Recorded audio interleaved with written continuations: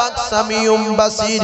আমি আল্লাহ পাক ওই ভিডিও, আমি আল্লাহ পাক ওই ভিডিও করনে वाला মেয়ে ছেলে, ভিডিও করনে वाला বেটা ছেলে কি বলছে না বলছে আমি আল্লাহ নিজে কানে শুনতে পাই, এবং কি দেখছে ওর ভিতরে আল্লাহ বলছে আমি নিজে চোখে দেখতে পাই।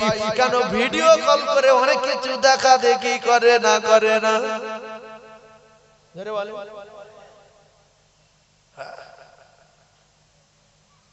বিচার কে করবে?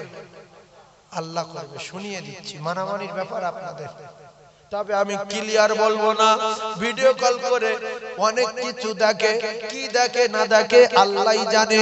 কলিজার টুকরা ভাবিরা, আপনি রাতের বেলা ভিডিও কল করবেন, দিনের বেলা ফোন এমনি ফোন করবেন, আল্লাহর রাস্তে জানিয়ে দিয়ে যায় যে আল্লাহ পিপলিকার পায়ের আওয়াজ শুনতে পায়, সেই আল্লাহ পিপলিকা কোন জায়গায় যায় নিজে চোখে দেখতে পায়। আমরা তো পিপলিকার চেয়ে অনেক বড় রে সোনা, আমরা যদি কোথাও অন্যায় করি আল্লাহ কি দেখতে পাবে না? পিঁপড়ের চেয়ে মানুষ বড় না, এই কোথায় গিয়ে ফাঁকি দেবে?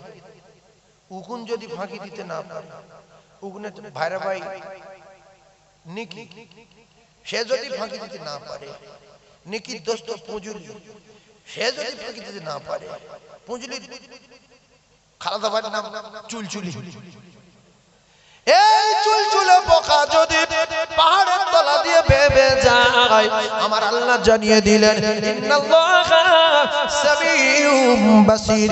আমি ওই চুলচুলে পোকার পায়ের আওয়াজ নিজে কানে শুনতে পাই, এবং সে কোন জায়গায় যাচ্ছে আমি আল্লাহ নিজে চোখে দেখতে পাই। ওরে সোনার ভাই, যে চুলচুলে আমরা চোখে দেখতে পাই না, লোমের গড়ায় পাই, সেই চুলচুলে পোকা কোথায় যায় আল্লাহ বলছে আমি আল্লাহ নিজে চোখে তা দেখতে পাই। জোরে বলুন, আর জোরে বলুন। তাহলে আমরা চুলচুলে পোকার চেয়ে ছোট না বড়? এইবারে কি করবেন না করবেন আপনাদের ব্যক্তিগত ব্যাপার। আল্লাহ চোখে ফাঁকি দেওয়া যাবে না। ভালা করোগে তো ভালা পাওগে, বুরা করোগে তো বুরা পাওগে। যেমন কর্ম তেমন ফল, না মানিস তো করে দেখ জান্নাত আছে জাহান্নাম আছে, না মানিস তো মরে দেখ বাপের বেটা।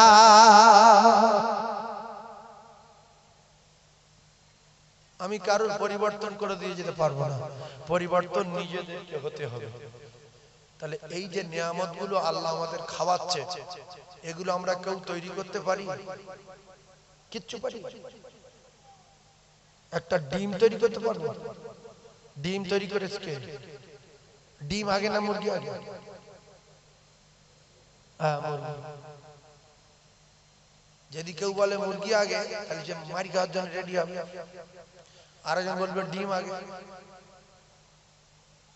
এই করতে করতে দুজনে মারামারি পারবে, হাতাহাতি পারবে। গ্রাম শুদ্ধ লোক বসে ফায়সালা করতে পারবে। আমরা কিচ্ছু পারি, ধান আগে না চাল আগে বলতে বলতে, গম আগে না আটা আগে, কিচ্ছু বলতে পারবো। আদম নবীর বাম্মা আছে, এটা বিশ্বাস করতে হবে। বাম্মা ছাড়াও আল্লাহ মানুষ তৈরি করতে পারে, বাপ ছাড়া আল্লাহ মানুষ তৈরি করতে পারে, অক্সিজেন ছাড়া আল্লাহ মানুষকে বাঁচিয়ে রাখতে পারে। যদি কেউ হালকা প্রমাণ চায় বলবেন ইউনূস নবী মাছের পেটে কদিন ছিল? তোর বাপ কি ওখানে অক্সিজেন বয়ে বয়ে দিয়ে আসতো ভেলোর থেকে? এই মাছের পেটে কদিন ছিল? 40 দিন না? 40 দিন মানুষ বিনা অক্সিজেনে বাঁচে? আমরা বিশ্বাস করি আগুন বিরাট ক্ষমতা, জ্বালিয়ে দিতে পারে শহর নগর। মিথ্যা কথা। আগুন যদি কারু জ্বালাতে পারত, আগুন তাহলে ইব্রাহিম খলিলুল্লাহকে জ্বালিয়ে দিত। আগুনের মালিক নিষেধ করে, তোর আমি তৈরি করেছি, আমার কথা শোন, না ঠান্ডা না গরম, মাঝখান থেকে একদম হয়ে যা, আবার খলিল যেন কষ্ট না পায়। আগুন ঠিক তাই হয়েছে না হয়নি? বলি পানির বিরাট ক্ষমতা, কিচ্ছু না। পানির যদি ক্ষমতা থাকতো পানি আল্লাহর কথা শুনে রাস্তা হয়ে যেত না। আল্লাহ বলে পানি রাস্তা হয়ে যা, আমার পয়গম্বর পার হবে। বেঈমান যখন উঠবে চুপে চুপে মেরে দিবি, কোনো কথা হবে না। একজনের মেরে দিল আর একজনের বাঁচিয়ে দিল। যিনি করেছেন, যিনি অর্ডার দিয়েছেন তিনি হলেন আমার আল্লাহ। সবকিছু ছাড়া সবকিছু যিনি পারেন তিনি হলেন আমার আল্লাহ। এর নাম ঈমান। গাছের কোনো ক্ষমতা নাই। গাছের যদি ক্ষমতা থাকতো জাকারিয়া নবীকে গাছ আটকে দিয়েছিল বাঁচাবো বলে, কিন্তু গাছ জাকারিয়াকে বাঁচাতে পারলো না। মাছের যদি ক্ষমতা থাকতো ইউনূস নবীকে গিলে নিয়েছিল হজম করবো বলে, আল্লাহ বলেছে মাছ আমার ইউনূস যেন কোনো অসুবিধা না হয়। জোরে বলো, আরো জোরে বলো। ও কলিজার টুকরারা, তাই আমি আপনাদেরকে জানিয়ে দিয়ে যাই, এর নাম হলো ইল্লাল্লাহ। নেই কোনো মাবুদ এক আল্লাহ ছাড়া। লা ইলাহা ইল্লাল্লাহ। নেই কোনো মাবুদ এক আল্লাহ ছাড়া। জোরে বলুন। কলেমার ব্যাখ্যা সহ আমার সঙ্গে একবার জোরে বলেন, তিনবার বলবেন। কি মজা দেখেন। ঈমানের মূল হলো কলেমা। ঈমানের মূল কলেমা। সবাই জোরে বলবেন। এর জন্য নবী মার খেয়েছে, এই কলেমার জন্য নবী দাঁত ভেঙেছে, মাথা ফাটিয়ে দিয়েছে, বিশ্ব নবীকে ঝাঁঝরা করে দিয়েছে। সবাই বলেন লা ইলাহা ইল্লাল্লাহ। নেই কোনো মাবুদ এক আল্লাহ ছাড়া। লা ইলাহা ইল্লাল্লাহ। নেই কোনো মাবুদ এক আল্লাহ ছাড়া। আর আখির জামানার পয়গম্বর নবী মুহাম্মদুর রাসূলুল্লাহ, আল্লাহর পাঠানো রাসূল মেনে নিলাম। এর নাম হলো বিশ্বাসী, কলেমাওয়ালা মুসলমান। আল্লাহর নবী বলেন, যারা কলেমাটাকে মেনে নিয়ে ইখলাসের সাথে, মুখলিসান ইখলাসের সাথে মেনে নিয়ে ঈমান আনার পরে ঈমানি হালতে যারা আমি নবী আমার চোখে দেখেছে, এরা জান্নাতি, জান্নাতি, এরা সাহাবী। জোরে বলো। ঈমান নাই নে যারা রাসূলুল্লাহকে দেখেছে ওরা কাফের, ওদের ঠিকানা জাহান্নাম হয়েছে। আবু জেহেল নবী দেখেছে না দেখিনি? 8-10 বার দেখেছে কম করে নাকি বলে না আরো বেশি? এই বাবু ঠিক বলে। কারণ এই প্যান্ডেলের ওখানে আবু জেহেলের বাড়ি, ওখানে এখানে রাসূলুল্লাহর বাড়ি। বারলে মুহাম্মদের সঙ্গে দেখা, কত মারধর, কত অত্যাচার, কত বুড়ুমি, কত মস্তানি। কখনো গর্ত খুলছে, কখনো বাড়ির সামনে পাহাড় যাবে আবু কুবাইস, বাড়ির সামনে আবু কুবাইস। রাসূলুল্লাহর বাড়িটা আবু কুবাইসের ঢালে। কয়েকবার আল্লাহ মদিনায় নিয়ে গেছে, দেখছি যেই বাড়ি আর এই পাহাড়। বেঈমান বলছে তুই আর কত এরকম করবি, চিটিংবাজি করবি রে? তুই সত্যি নবী? কই চাঁদ কেটে, চাঁদের নবী তো চাঁদ কেটে দেখা। রাসূল চাঁদ কেটে দেখিছেন, দেখেন? ইস বেঈমান মানি। আলেম ওলামারা কত কায়দাবাজি করে ওয়াজ করবে, কত হাদিস কোরআন খুঁজবে, এক কথায় মেনে নেন না যে অন্যায় করবো না, পাপ করবো না, হক ফাঁকি দেবো না, হারাম খাবো না, ওজনে কম দেবো না, 5 ওয়াক্ত নামাজ পড়বো, গুনার ভয়ে আল্লাহর কাছে কাঁদবো, শুধু জান্নাতে যাবো বলে। আর কিছু বোঝার দরকার নেই, আর কিছু বোঝার দরকার নেই। আবু জেহেলের কোটি কোটি কথা বলে রাসূলুল্লাহ বুঝিয়েছে, ও বেঈমান মানেনি, সোজা জাহান্নামে গিয়েছে, জান্নাতে যেতে পারবে না। সিদ্দিক আকবর হালকা বুঝিয়েছে, শেষ করে মেনে নিয়েছে, পৃথিবীর 1 নম্বর ঈমানদার হয়ে গেছে। জোরে বলুন। এই জন্য একই করার লোক, কেউ জান্নাতি আর কেউ জাহান্নামী আছে না নাই? সেজন্য মেনে নেন না বাপ, বিশ্বাস করুন মরে যাব, আল্লাহর কসম মরে যাব, আর কবরে হিসাব দিতে হবে। আর ওখান থেকে যদি আমরা হিসাব থেকে লাইন ক্লিয়ার করতে পারি, ওখান যদি আমরা হিসাব দিতে পারি, তাহলে রাসূল বলেছে কবর যার ভালো হলো তার সব জায়গা ভালো হবে, হাসর ভালো হবে, মিজান ভালো হবে, ফুলসিরাত ভালো হবে। আর ফুলসিরাত যার ভালো, ডাইরেক্ট আল্লাহর জান্নাতে চলে গেল। জোরে বলুন। ফুলসিরাত পার হলে কি? জান্নাত। আচ্ছা আপনাদের একটা কথা বলি আমি, ছোট্ট কথা। এই কোনারে একটা পুকুর আছে না, সাইডে পুকুর আছে না? আচ্ছা ওই পুকুরের ওপারে একটা এরকম মোটা বাঁশ, ওপারে খোঁটা মেরে এপারে খোঁটা মেরে একটা বাঁশ লম্বা করে দেওয়া হবে, আর বলা হবে যে খালি বাঁশের উপর হেঁটে ওপারে যেতে পারবে, সে জান্নাতে চলে যাবে। একটা লোক পারবে?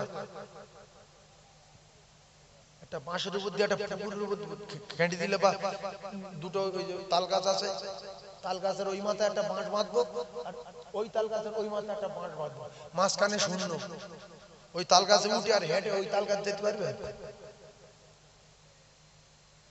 আর যদি ওই ওই বাঁশের চারিদিকে লোক থাকে, যাই আমার হাত ধর ধর ধর, ফের ওখানে ধর, ওপারে ফের ওই লাইনে দাঁড়িয়ে আছে, তাহলে আপনার যাওয়া সহজ হবে না? হবে না? ওই ফুলসুরাত 30,000 বছরের রাস্তা, আপনার সুবহানাল্লাহ দাঁড়িয়ে থাকবে পাশে, আলহামদুলিল্লাহ দাঁড়িয়ে থাকবে পাশে, ওদিকে নামাজ দাঁড়িয়ে থাকবে পাশে, দাম দাঁড়িয়ে থাকবে পাশে, ওদিকে কলমা থাকবে পাশে, দরুদ থাকবে পাশে, তেলাওয়াত থাকবে পাশে, শুধু বলবে চিন্তা নাই চলে আয়, আমরা তোর প্রহরীয়ার পাহারাদার হয়ে গেলাম। এইগুলো সঙ্গে নিয়ে যান, তাহলে বিশাল মার মারবে, বিশ্বাস করুন, বিরাট মার মারবে। যারা মারবে কেতাব এসছে, এরা চোখে কিছু দেখতে পায় না, অন্ধ লোক।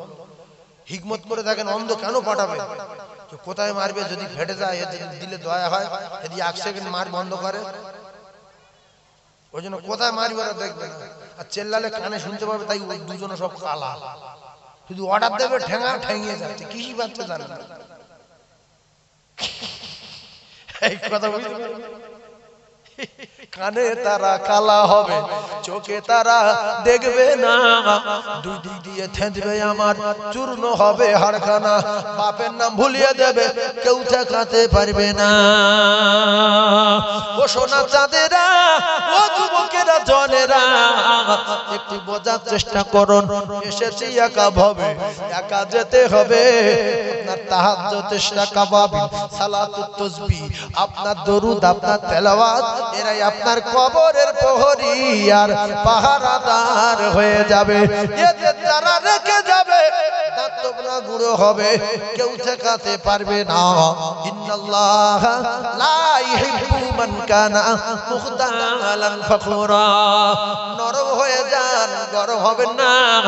আল্লাহ বলেন লাঠির গরম, ডিগ্রির গরম, চাকরির গরম, বংশের গরম, পদের গরম, গাড়ির গরম, জমি জায়গার গরম, ব্যবসার গরম, কোন গরম আমি আল্লাহ সহ্য করি না। গরম দেখাবে যে ফুটে যাবে সে। নমরুদ গরম দেখালো, জুতোর বাড়ি খেয়ে মরে গেল। ফেরাউন গরম দেখালো, চুবন খেয়ে মরে গেল। আব্রাহা গরম দেখালো, পাথর খেয়ে মরে গেল। কারুন গরম দেখালো, তার মাটির ভিতর টুটির ভিতর ঢুকিয়ে দিল। সাদ্দাত গরম দেখালো, দরজায় দাঁড় করিয়ে টুটি টিপে ধরেছে।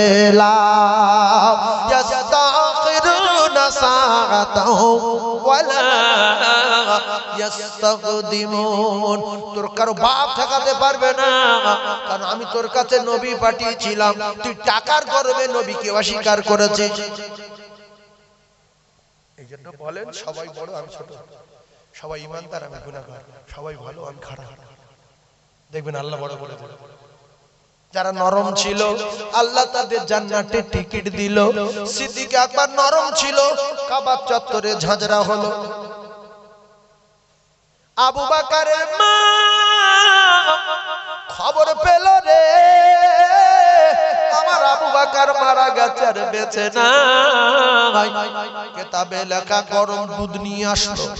মুহাম্মাদের সঙ্গে চলতে নিষেধ করেছি তোর, কেন মুহাম্মাদের সঙ্গে বন্ধুত্ব করলি? তুই মারা গেলি বাবা। আত্মীয় স্বজন এসে গেছে, সব একই পার্টি, সব একই পার্টি, টিএমসি, কিন্তু একদল করছিল আরএসপি। কিন্তু ভাই যদি আরএসপি করে আর আমি যদি টিএমসি করি, আমার ভাইয়ের যদি কেউ ধরে মারে, তখন আমি দেখি না যে আমার ভাই টিএমসি করে বা আরএসপি করে, আমি যাব না। ও যা পার্টি করে করুক, সঙ্গে সঙ্গে লাফিয়ে গিয়ে ভাইয়ের কাছে পড়বে না, পড়বে না, পড়বে না। কলিজার টুকরা ভাইরা আমার, বোঝার চেষ্টা করুন। আবু জেহেল অন্য দলে, আবু লাহাব অন্য দলে। আবু বকর সিদ্দিক আল কুরাইশ নবীর বংশধর, আবু বকর সিদ্দিক নবীর বংশ। ও কলিজার টুকরারা, আবু লাহাব আবু তালিব সব নবীর নিজের চাচা। আবু জেহেলটা শুধু বেঈমানটা গ্রামের লোক, নিজের চাচা।